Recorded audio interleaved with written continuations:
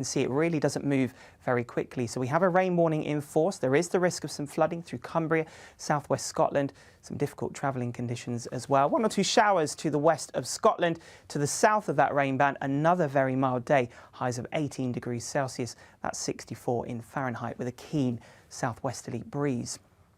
As we go through Wednesday evening, then we'll continue to see this rain just trickling a little bit further southwards into northwest Wales. It stays on the mild side, a few clear spells as we go into the overnight period.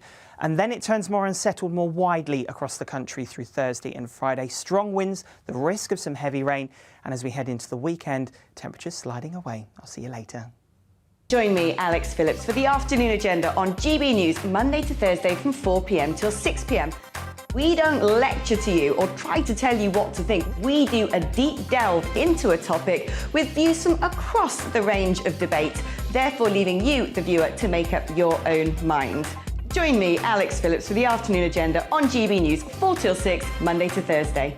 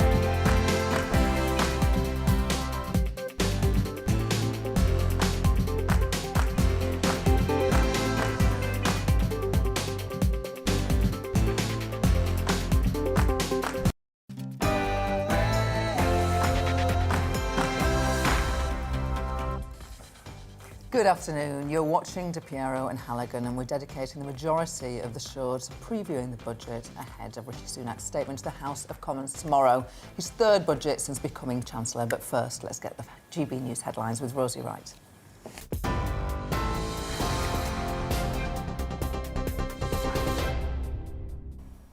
Good afternoon, I'm Rosie Wright. This is your news at 2 o'clock. Teachers, nurses and police are among the public sector workers in line for a pay rise next year. The Chancellor announced the change for millions of workers in tomorrow's budget. It comes after Rishi Sunak paused public sector pay increases after heavy borrowing during the pandemic. Matthew Lesh from the Adam Smith Institute told GB News that the increase in pay might mean higher taxes in the future. It does, though, open the government up to some quite substantial financial liabilities. Of course, the government doesn't have its own money, it has our money. So that is either going to mean more debt or higher taxes in future to fund those public sector salaries. And on top of that, the fact that there could be some inflationary pressures that come out of that as well. Combine that with the minimum wage announcement, which is going to increase the minimum wage, is going to push up a lot of costs onto businesses. We're looking at a situation where yes, it may be slightly deceptive to say that wages are actually going up when the cost of living is going up at the same time. Meanwhile, Commons Speaker Sir Lindsay Hoyle has criticised the government, saying the number of pre-budget press briefings is unacceptable. But once again, this House will not be taken for granted. It is not right for everybody to be briefed. It's not more important to go on the news in the morning. It's more important to come here. Let's get this message across. These are the elected members that represents this United Kingdom. Former Cabinet Minister Owen Paterson faces a 30-day ban from Parliament for breaking lobbying rules. It's after an investigation by the Parliamentary Committee on Standards into Paterson's lobbying for 2 companies he was a consultant for. The committee say they found an egregious case of paid advocacy. The former Cabinet Minister rejects the findings.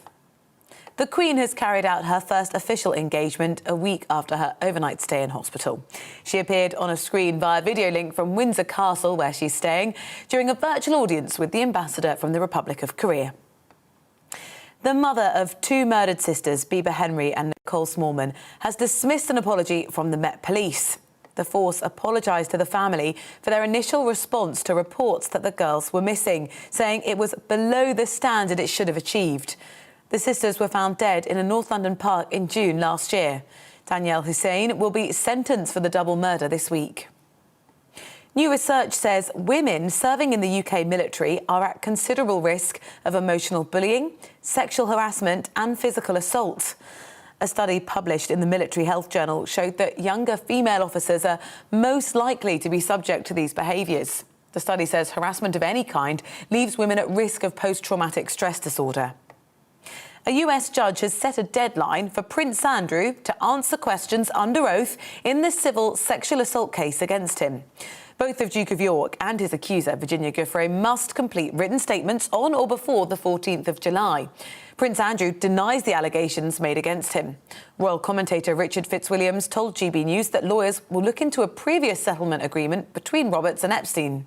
This is likely to be something that will indeed be very, very embarrassing. He strongly denied this. And what I think his lawyers are certainly investigating, and that is a 2009 settlement agreement between Virginia Roberts Giuffre and the deceased paedophile Jeffrey Epstein. To what extent that may work in Andrew's favour, we don't know as yet. Activists have scaled a government building in protest for animal rights and climate change. It's a group from Animal Rebellion. They're an offshoot from Extinction Rebellion, and they climbed the Department for Environment, Food and Rural Affairs at 6 o'clock this morning. They say they plan to stay there indefinitely. Former Rangers manager Walter Smith has died aged 73. He led Rangers to 10 wins in top titles, as well as to the UEFA Cup final in 2008. In his career, he also managed the Scottish national side and Everton. The club chairman, Douglas Park, said that Walter will be sorely missed by all of us at Rangers.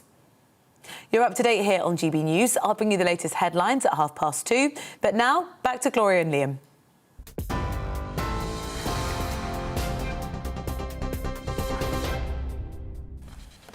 Coming up today on Piero and Halligan. We're speaking to Shadow Secretary of State for Child Poverty, Wes Streeting, on what he expects from tomorrow's budget. Plus, we'll be hearing from a former head teacher and army officer to get their take on the end of the public sector pay freeze. And I mean, when Amazon grows, we grow. A lot of the clients that we ship for, they sell on Amazon. So it doesn't really matter which of the many channels they're selling on, whether it's their shop, whether it's Amazon, eBay, they're often using us to ship that item out. that's my interview with Martin Bysh, the CEO and co-founder of Hubu, the fulfillment centre with an impressive list of e-commerce clients. It's not just our guests we want to hear from. As ever, we want you to join the conversation with your view. Email gbviews@gbnews.uk or tweet us at gbnews.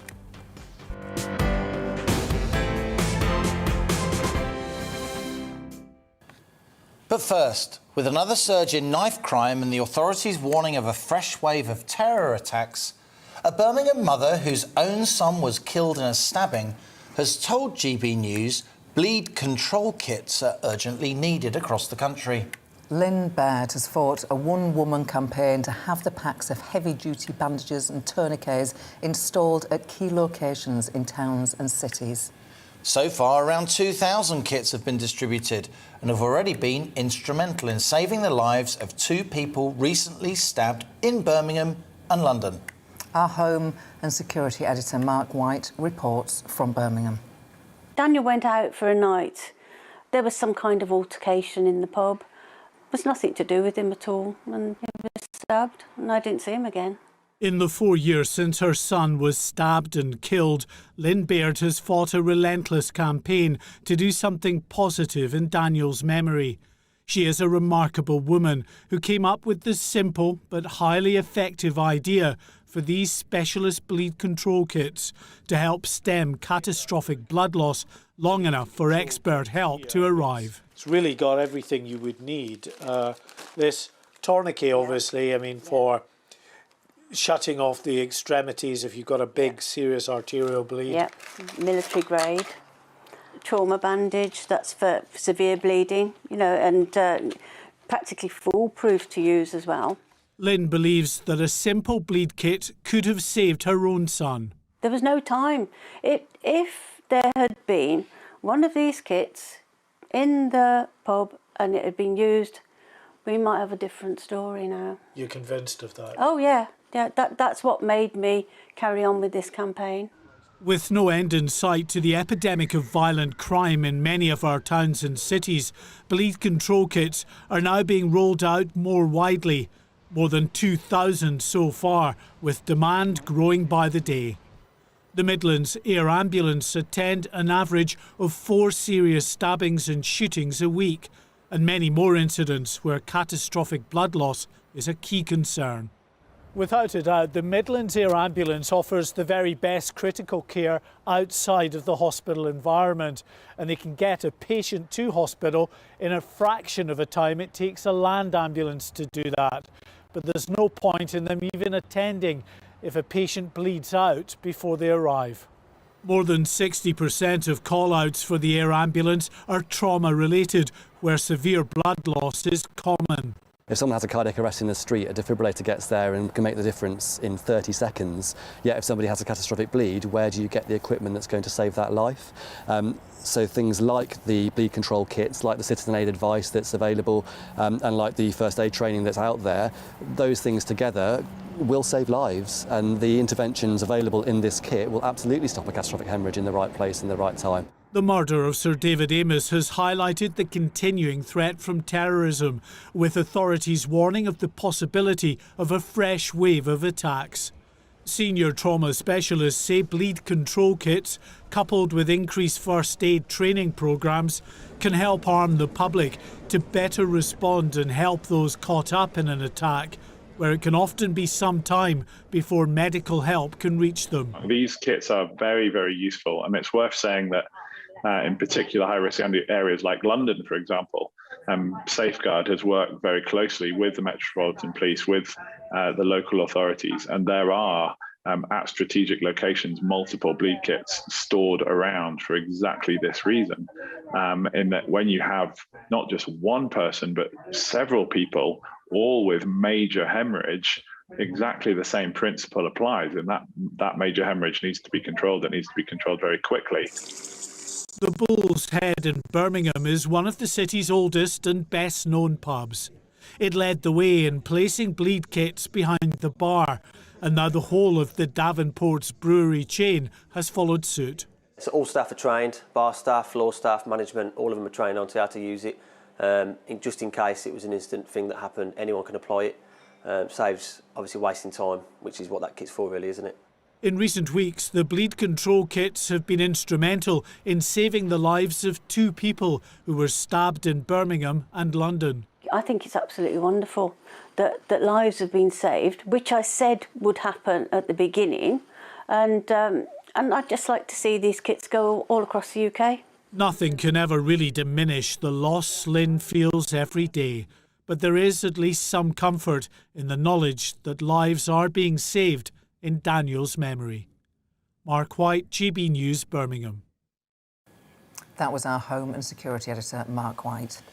Now, ahead of tomorrow's budget, it's time for my budget special Money Talks interview. And today, I'm talking to Martin Bysh, the co-founder and CEO of the Bristol-based fulfilment centre, Habu. The firm boasts a growing list of e-commerce clients. And when we met, Martin told me how, having grown up in the East End of London, He developed an interest in computer programming and gaming, skills he transferred into the field of logistics. Having launched just a few years ago, Habu specialises in smaller clients and operates a micro-warehouse hub model that generates quicker and more bespoke fulfilment outcomes. It's a fascinating story. This is what Martin Bysh had to say.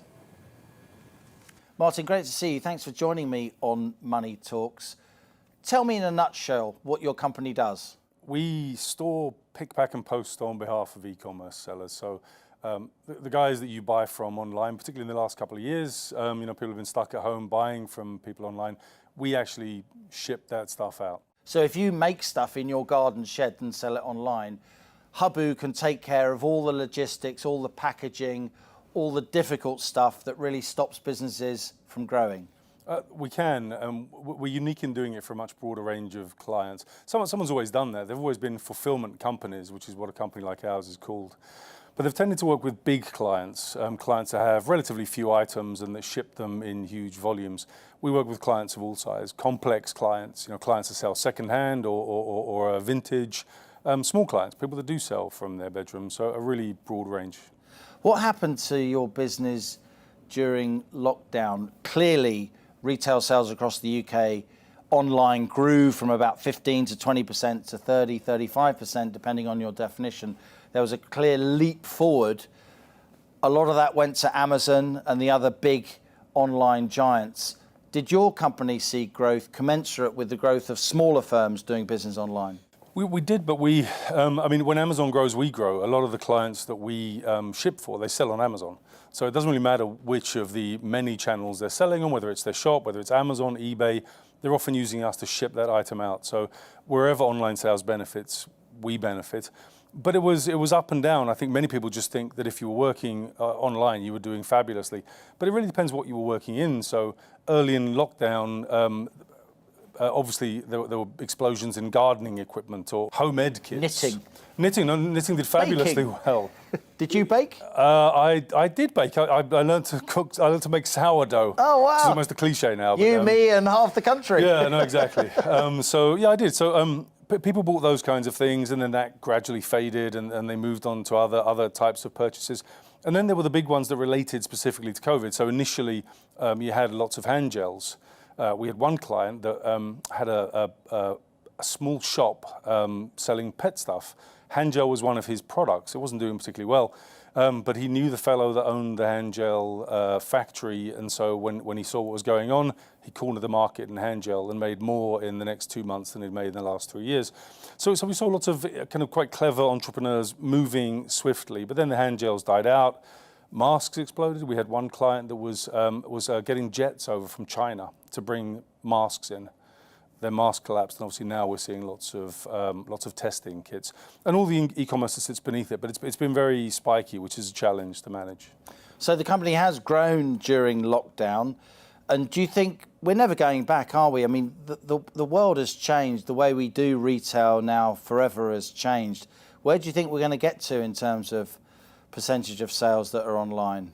I mean, there are lots of things you can't buy online, and those are the things that will stay on the high street. You can't buy a haircut. You're unlikely, I think, to buy a house. We've already had large companies try to create online estate agents, and yet still we pay through the nose for estate agents on the high street. So there are lots of things that will stay on the high street, but anything you can buy online, you will buy online. And the challenges that we had previously, things like the ability to try stuff on, that's been overcome by free returns. People simply buy 3 of the same item and then ship 2 back, and it costs them nothing. So I think there's probably very little that we won't end up buying online in the long term. Tell us about the physical side of the business back in Bristol. What does it look like? We've got 4 buildings in Bristol, one in the Netherlands, one we've just taken on in Spain, and we're moving out across Europe. But it looks unlike a traditional warehouse. So we really revolutionised the way the warehouse floor works. There are some fundamental problems with warehousing. The biggest one being that it makes people miserable. It has them walking miles and miles every day. So there was some data a year or two ago that was released from a very big fulfillment company whose name shall remain nameless, but everybody will know them. And they said that their pickers walk 10 miles a day. Yeah. So that's a fairly depressing job. So what we did was we created what's called a micro warehouse, and this was really the brainchild of Paul Dodd, my co-founder.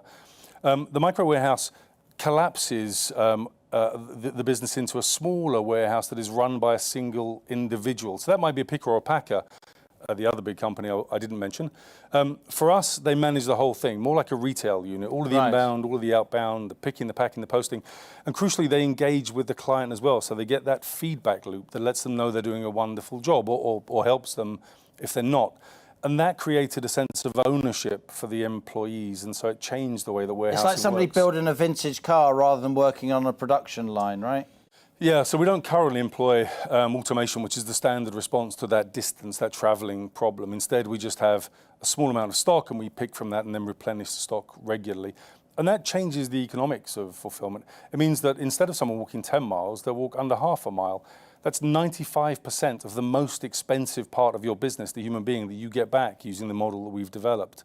And so our warehouses are typically happy places with low human churn, with people that engage with clients, where every picker is in fact also a customer service representative. And you can use this kind of micro model with people walking shorter distances, obviously crucially for the bottom line of the business, but also the mental health, if you like, of the people that work for you, because you're carrying a smaller range of products because you're only working for bespoke companies who use you as the fulfillment centre. It's on a smaller scale. Actually, no, it works the other way around. So when we built it originally, we thought we're broadening the market largely down to smaller clients, and that's what happened. Our first 60 clients were relatively small clients working from home.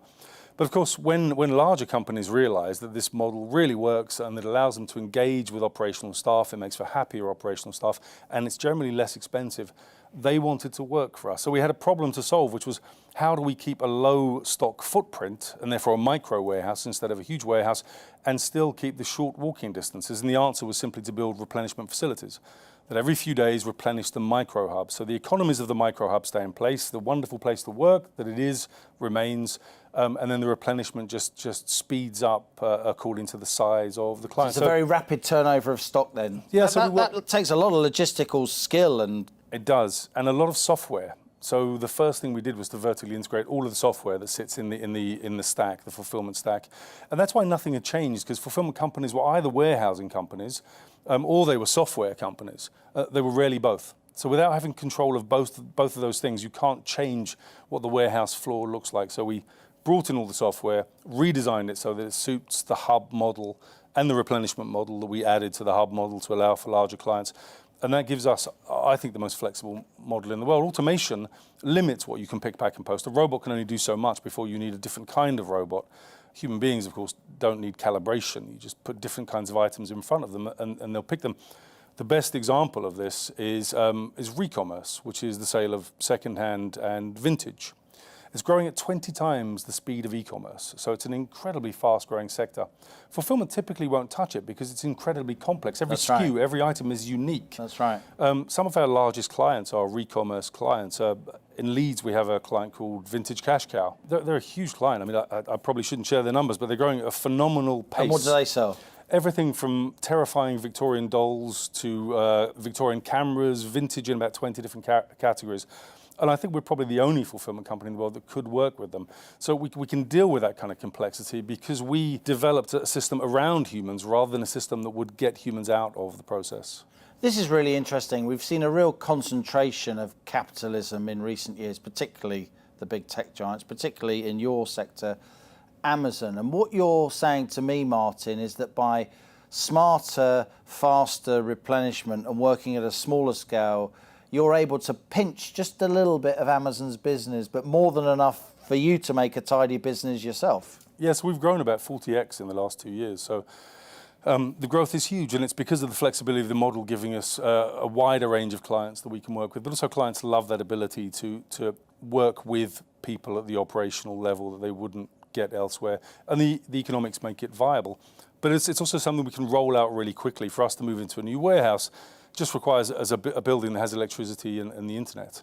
Normally, a fulfillment company would need maybe 12 months to set themselves up in that warehouse. Special smooth concrete floors for all the forklift trucks and all the rest of it. You don't have any of that because it's smaller scale. Yeah, exactly. So the Replen warehouse has a few other requirements, but the rest really don't. So we launched in the Netherlands within 2 months, from signing on the dotted line for the warehouse to shipping our first units. Because of this smaller scale, are there certain product lines, certain companies you wouldn't work with because the goods are too big, too bulky, too difficult. They don't fit your bespoke small-scale model?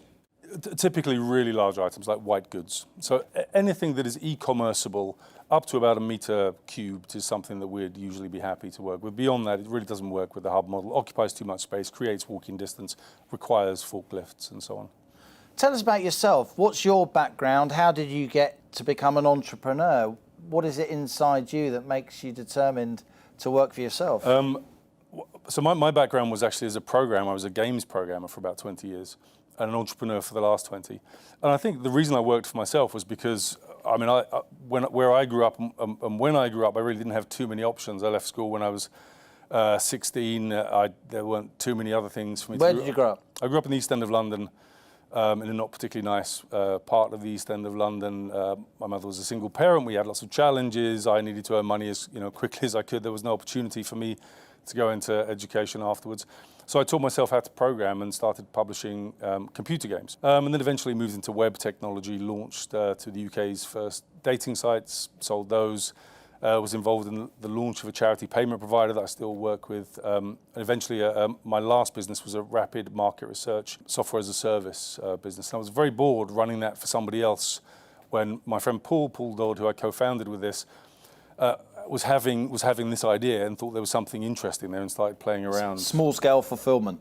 Yeah, I mean, he got himself a room in a Safe store in Bath. Safe store is sort of consumer-facing storage, like yellow storage. So it was a room the size of a small office, and just started playing around with this business idea and got to a point where I thought it was quite exciting. He had no customers, but he'd written some interesting software and come up with a very interesting approach to fulfillment and decided it wasn't really for him, the entrepreneurial game, and that he was going to shut it down. But I thought it was brilliant, so I suggested we do it together and I'd help him commercialize the whole thing. And so we did, and it's grown fantastically.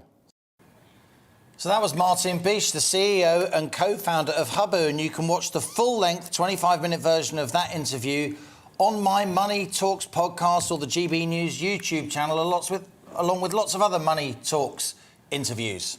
Stay with us, as after the break we'll be speaking to Shadow Secretary of State for Child Poverty, Wes Streeting. And of course, remember to join the conversation. GB Views at gbnews.uk or tweet us at GB News. We love to hear from you, and we'll be reading out some of your emails. Stay with us. Hello there. Autumn is very much with us across the UK. Often quite cloudy out there through the day today. Some wet weather to come across Scotland, but very mild for this time of year. Now that's all down to our air coming up from the southwest. You can see these warm yellows and oranges produced across the map means that it is going to be a pretty mild picture. We have got weather fronts up towards Scotland bringing some rain and some fairly tightly packed isobars which bring a strong wind as well. Let's take a look at the picture across Scotland. We've already had some quite heavy rain pushing its way through during this morning. A brief lull in that rain, but then it turns heavier and more persistent for the Western Isles and Western Highland later on in the day. Strong and gusty winds, gusts of 50 miles an hour here. Elsewhere, quite a lot of cloud across the country. A few bright or sunny breaks, but very mild for this time of year. Highs of 17 degrees Celsius. Through this evening then, that rain starts to edge its way a little bit further east and southwards, getting into Northern Ireland through the evening, and then later in the night getting through into Northern England as well. To the south of it, it stays very mild. We'll have a few bits and pieces of drizzle across Western Hills. These are the temperatures we should be seeing by daytime in October, not the overnight temperatures with a keen breeze. As we go through Wednesday morning then, we've got this rain pushing its way in and persisting through much of the day. You can see it really doesn't move very quickly. So we have a rain warning in force. There is the risk of some flooding through Cumbria, southwest Scotland, some difficult travelling conditions as well. 1 or 2 showers to the west of Scotland. To the south of that rain band, another very mild day. Highs of 18 degrees Celsius. That's 64 in Fahrenheit with a keen southwesterly breeze. As we go through Wednesday evening, then we'll continue to see this rain just trickling a little bit further southwards into northwest Wales. It stays on the mild side, a few clear spells as we go into the overnight period. And then it turns more unsettled more widely across the country through Thursday and Friday. Strong winds, the risk of some heavy rain. And as we head into the weekend, temperatures sliding away. I'll see you later.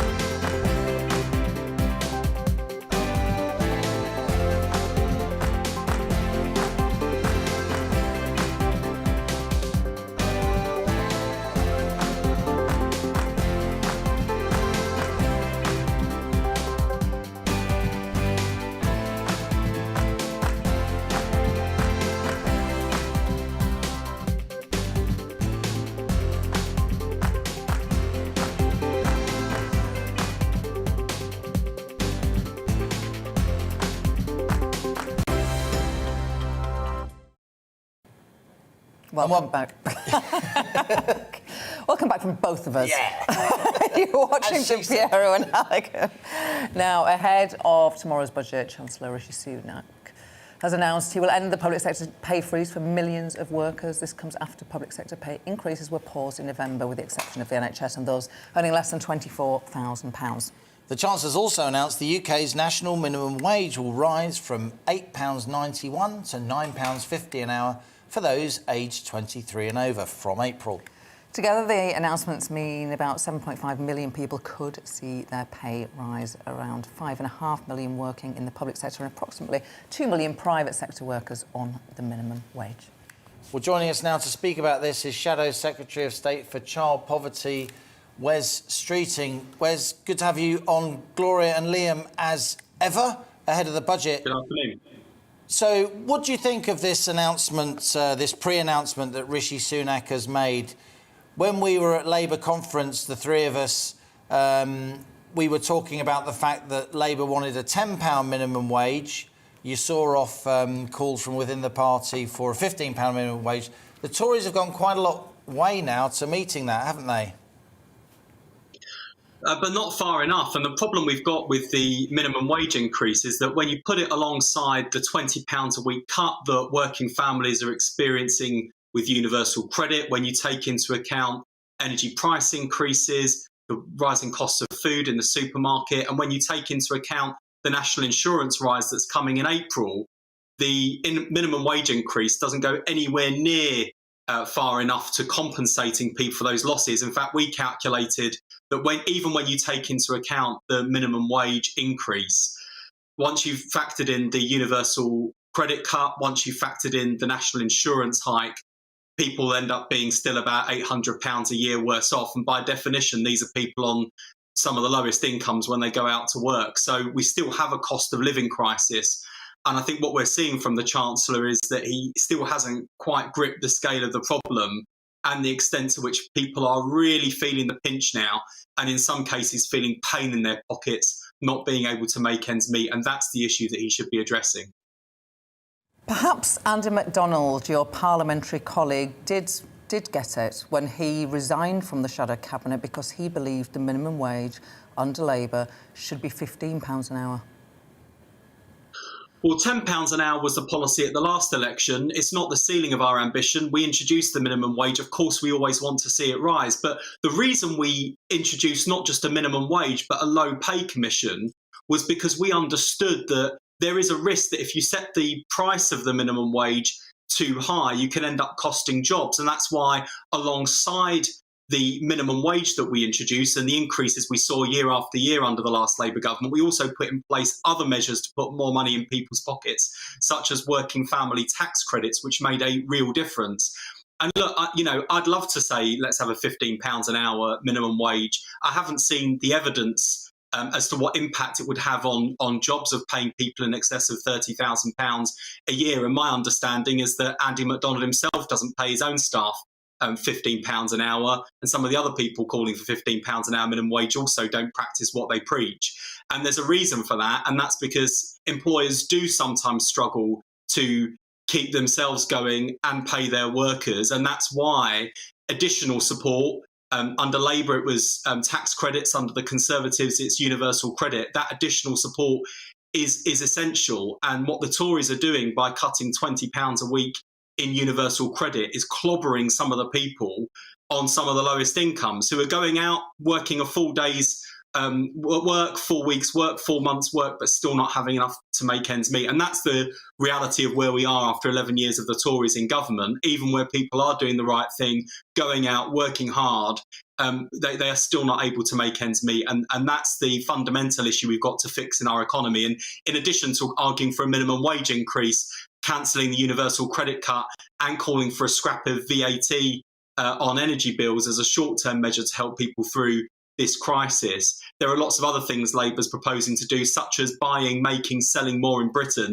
to keep more money in the British economy, to support British businesses and to create more jobs in our country for people to do decent, well-paid jobs. That's how we get to a high-pay, high-skill, high-productivity economy. But at the moment, we've got too many people trapped in low pay, and government is making things harder for people, not easier.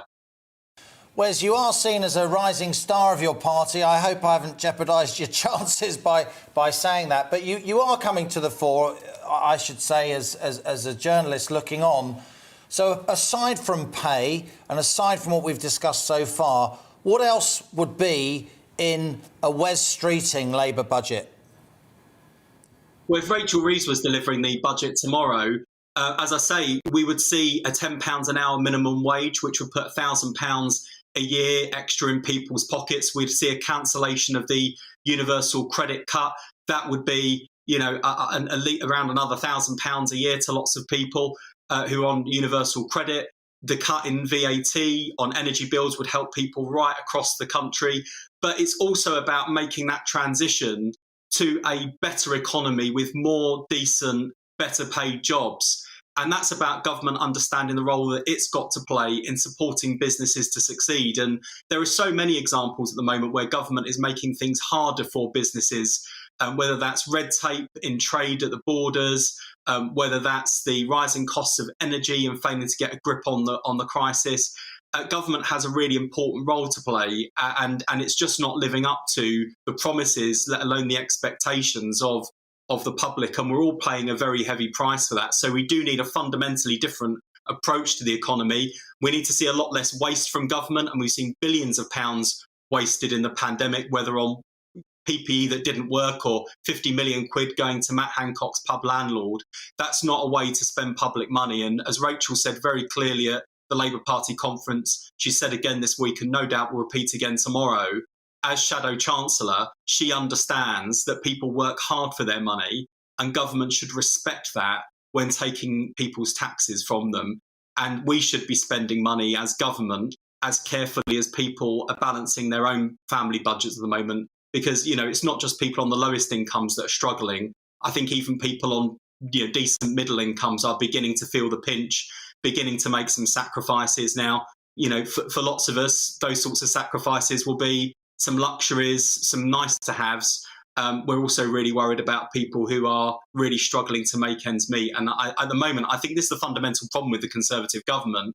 It's not that they're evil, malicious people. Wes, let me come in because we're short on time. We have to go to a news bulletin. I just wanted to put this point to you. Richard Bergen, MP, on the left of your party, but in your party, he tweeted this morning that if we put a 10% tax on wealth above £100 million, we'd raise £69 billion. What's not to like about that? Well, we've been talking, Rachel's certainly been talking about the unfairness of the tax burden, the fact that this government keeps on hitting working people on lower incomes, and they could be looking at unearned income through things like shares, dividends, property. We absolutely want to look at those areas. As ever, you've got to get the balance right between making sure that the wealthy are paying their fair share, but also supporting wealth creation, attracting businesses to this country, attracting investments to this country. I think Rachel's got the right balance. And look, having lost, at least not just the last two badly, but the last 4 general elections, I think that's what people want to hear from Labour is a sensible, serious, measured approach to managing the economy that makes sure that we're taxing fairly and spending wisely, and that the burden of taxation isn't always clobbering working people, which is where we've got to with Rishi Sunak. Wes Streeting, we've got to leave it there. Always good to have you on the show there. Wes Streeting, the Shadow Secretary of State for Child Poverty. Stay with us as we'll be speaking to a former head teacher and army officer about ending that public sector pay freeze. But first, it's the news with Rosie Wright.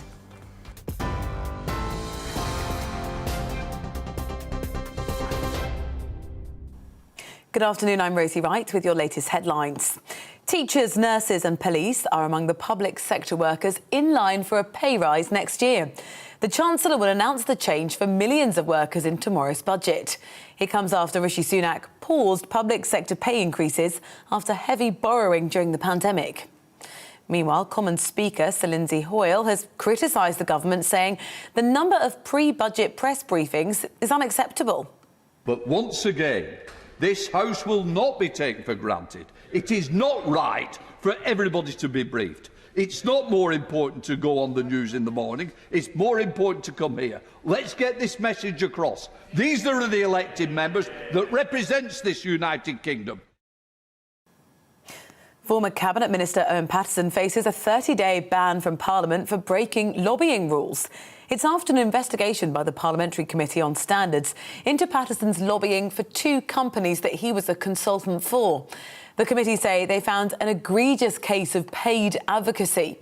The former Cabinet Minister denies the findings. New research says women serving in the UK military are at considerable risk of emotional bullying, sexual harassment and physical assault.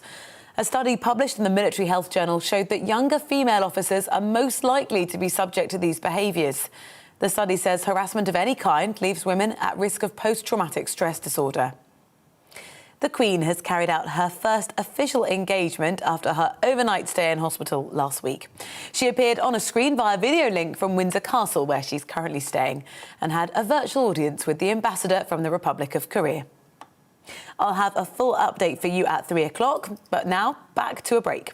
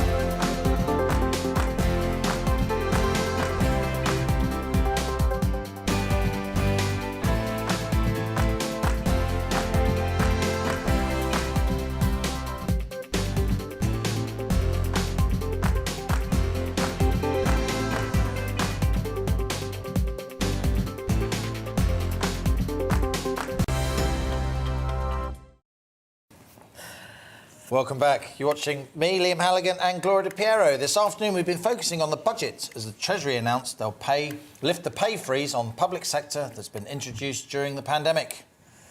We want to speak with the people these changes impact, and so we're delighted to be joined by former teacher and senior education consultant Adam Lang and former British Army officer Colonel Richard Kemp. I will put the same question to both of you, if I may. Richard, let's start with you. How difficult is it to recruit and retain the staff that you need during the public sector pay freeze? How difficult has that made it? Well, I think it's always been difficult in the to recruit soldiers at the moment. But that's not really necessarily because of the pay freeze. But one of the problems of having a pay freeze like that is that it does affect the morale of soldiers who are serving in the army and does cause some of them to leave. If their pay is already very low, on joining, a soldier receives about £16,000 a year. When you consider the amount of effort and work and the sacrifices demanded from him, it's not a great deal of money. And of course, this pay freeze did not affect soldiers at the very bottom of the pay scales, but it did affect most soldiers who are serving in the army. So I think it's a welcome move, and will probably enhance recruiting and certainly enhance the morale of those people who are in the army now, which means they're more likely to stay than had the pay freeze remained in effect. So it's obviously, I think, good news for the armed forces. Adam. Well, it's good news, obviously, but the devil's going to be in the detail when we see tomorrow the spending reviews. But any good head teacher, any leader in a school would tell you that you can't do it, you can't raise achievement without good teachers. It's obvious. And I think teaching is still a graduate profession. And talking about teachers, one of the key issues is retaining them. There's been, over the last 10 years, quite a large number of teachers don't stay beyond 5 years. And also it's recruiting new teachers, especially into those challenging schools where standards need to be raised. So I think it's a good message, but obviously it depends on what the figure is eventually going to be. Adam, let me stay with you. I mean, how serious is the teacher recruitment situation? We hear lots about the difficulties of recruiting, but there's also seems to be, unfortunately, we've lost Adam Lang there. Can we go back? Have you? Adam, sorry, we still got you. There's been a bit of confusion there. Just tell us a bit more about the teacher recruitment situation. I do hear from educationalists like you that there has been difficulty in recruiting teachers in general. But on the other hand, after the pandemic, a lot of people are reassessing their lives and going into teaching maybe a little bit later in your career, leaving another profession, seems to be, if not a trendy thing to do, it certainly seems to be more common than it used to be. Well, no, that's a good point. And I think the number of young people going to universities is gone up during the pandemic, and applications. Now, whether they actually choose to go into teaching is another matter, but let's hope that many of them do. I think the issue I was trying to raise there is over the last 10 years or so, it's the retention issue. Some people come in for a couple of years. I don't know whether you've heard of the Teach First programme. Very, very influential in schools I've worked in and across the country. But those young people only work for 2 years and then they often leave. And it's keeping them in the game, as it were. So I think a message that we're moving away from austerity, we're moving to the pay freeze is a good one. But people will want to see what this actually means, because you know better than I do that the cost of living issues that are going on at the moment, they affect everybody, including teachers. But I'll just go back to my point about if we really mean business about raising standards in schools after the pandemic, and it has had a big effect, hasn't it, on young people, and particularly in those areas of the country where there's a disparity, then we do need to think of good ways of getting teachers into those schools and retaining them. And of course, support staff too. It's not just the teachers that make the impact. Adam, you will be aware that the pay increases are going to be funded from within departmental budgets. So something's got to go on spending in education in order to pay teachers more. What are you most worried about losing in our schools as a result of the increase in pay? Well, I mean, that's a very good point, because head teachers and business managers across the country will be listening today to the news and thinking that's good for retention. And then they'll be thinking in the next breath, where are we going to pay for that from? You know, some schools, 90% of the budget goes on staff costs. And it'd be very interesting to look at that post-pandemic, because schools have had to really look carefully and raid all their budgets to survive. I'll give you one example. Supply teaching costs have gone up extortionately during the pandemic. It's very difficult to cover supply teachers. So in answer to your point, yes, people are going to be worried about that. National insurance contributions are going up in April, and schools pay that. They'll be paying that as the employer. So people are going to be very worried about that. And in terms of what gives, well, you would like to say nothing, but obviously decisions have to be made. And I would hope that they would be made in areas where the teaching would become still the number one priority of any school. As I said at the beginning, you can't raise achievement with young people without good teachers. Adam, at the Conservative Party conference, Chancellor Rishi Sunak gave a very much sort of forward-looking speech. He framed his speech as a post-pandemic speech. And hopefully this budget is the beginning of sort of, you know, post-pandemic Britain as it lays out spending totals for the next 2 or 3 years, because of course it's a budget combined with a spending review. As a former teacher yourself, as an education consultant, what additional help do you think schools need over the next 2 or 3 years so pupils and teaching staff and support staff alike can recover from the trauma of this pandemic? OK, well, I trained as a history teacher and I taught history, so I'm always mindful of the Beveridge Plan coming out of World War II. To be honest with you, I think we need something like that post-pandemic. And within that, there need to be priorities, including young people and their education. So that's the first thing. I mean, I think if there was plans moving forward and schools were high up in that priority, as people have said, but we wait to see with the funding whether that's the case. So, yes, we need to look forward positively. I mean, working with young people is a great privilege. It's good, you know, young people have been resilient during this pandemic, but they need help. But what was this education czar, whatever you want to call him, Sir Kevin Collins? He resigned because he felt that the funding wasn't being put into teaching and to schools post-pandemic.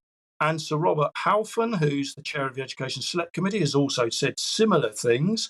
So I suppose we need to see in the round, not just to do with pay, but we need to see a good and fair funding settlement for schools moving forward. And that might be for 3 years, it might be for 5 years. But I think there needs to be planning and engaging with school leaders and teachers in that process.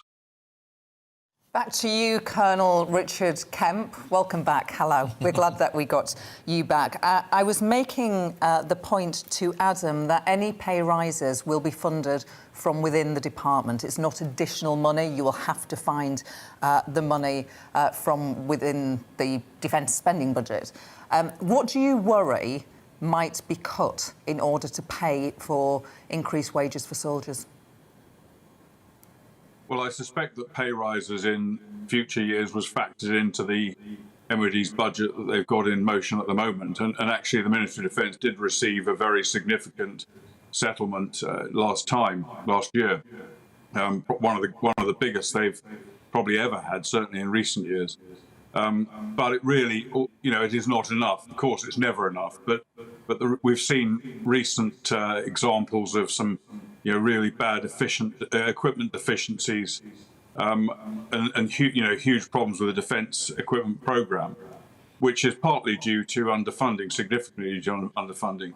And you know, we're in a world where the threats are increasing, the need for both forces on the ground to fight enemies when necessary, and also to deal with the more sophisticated end, things like cyber, things like drones, unmanned vehicles, and the new technology that's coming in that threatens us. All of that stuff does need to be funded, and unfortunately, there were significant cuts made last year, and there'll be more again, I think, this year to manpower in the armed forces to help pay for it. So I would guess that if anything suffers as a result of any pay increases, it will be manpower levels. They're already very, very low. They're already too low, really, to have an effective armed forces, in my opinion.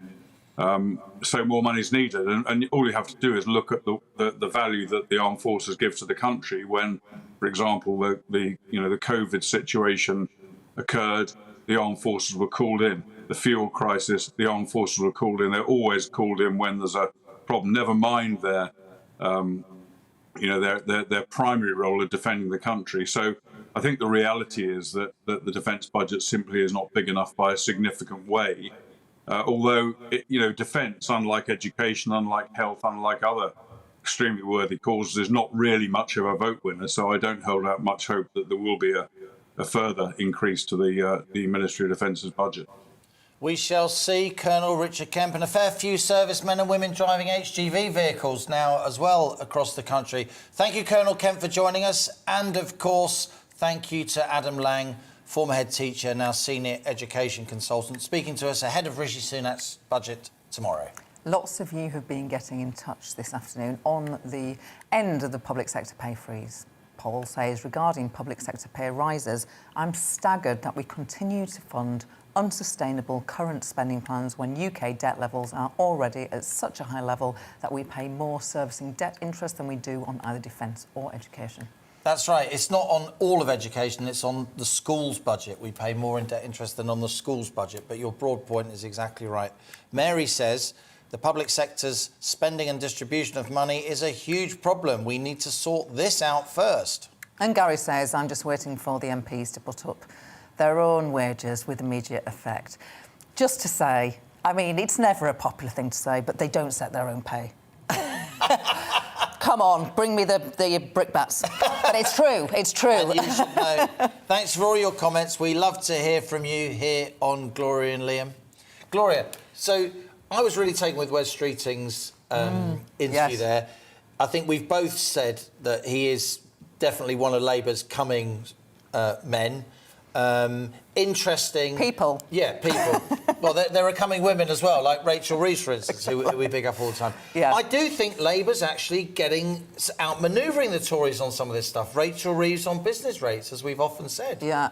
So tomorrow is all about seeing whether the Labour Party can avoid that gravitational push, which I witnessed for nearly a decade in Parliament, of saying you need to spend more. Yeah. Because if you say things that people expect you to say, that's right, nobody listens and nobody hears. They tune you out. So can the Labour Party rise to that challenge? They're trying. They are, and I thought on that exact issue, he was very interesting. He said, yes, of course, it would be great to have a £15 minimum wage, but then businesses would struggle. Some businesses could go under. We could have people losing their jobs if we went for a £15 minimum wage. He slightly knocked back your suggestion that maybe Andy MacDonald, one of the front benchers who resigned at conference over the £15 minimum wage, was wrong. Let me let you into a secret. Go on then. So I quoted Richard Bergen MP, the Labour MP from the left of the party's socialist campaign group of MPs, who tweeted this morning that if we put a 10% tax on wealth above £100 million, we'd raise £69 billion.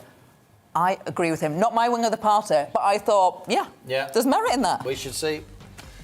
Thank you very much for watching us. We'll be back tomorrow talking all things budget. Gloria and me, the whole of the GB News team, will be focused on bringing you that statement from the House of Commons. Join us. From 11:40, earlier time. Hello there. Autumn is very much with us across the UK. Often quite cloudy out there through the day today.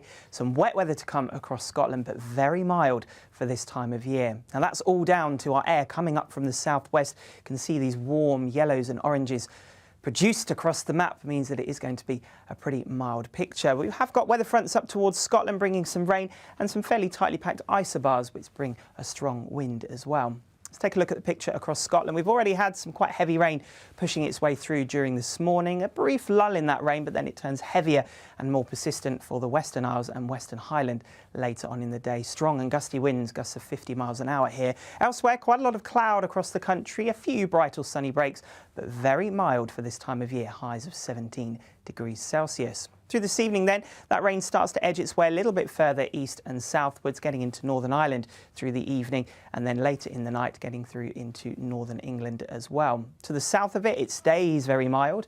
We'll have a few bits and pieces of drizzle across Western Hills. These are the temperatures we should be seeing by daytime in October, not the overnight temperatures with a keen breeze. As we go through Wednesday morning then, we've got this rain pushing its way in.